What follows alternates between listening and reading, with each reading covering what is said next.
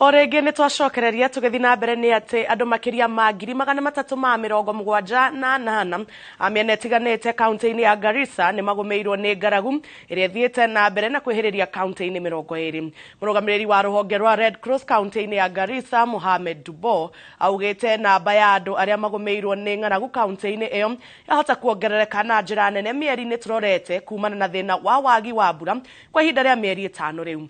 Thĩna ũyũ wa ng'aragu oho ũcũngĩrĩirie makiri ma mahiũ ma aikari aya makwe tondũ gũtirĩ na maĩ na irio, ũndũ ũrĩa rĩu ũtigĩte aikari makĩhoya thirikari mateithĩrĩrie amu ũteithio ũrĩa ũkoretwo ũkĩheanwo nĩ rũhonge rwa Red Cross ndũraigana. Naona hai ng'ombe anakufa wiki hii, baada ya kula baada yake anakufa hii, anabaki anjao 3.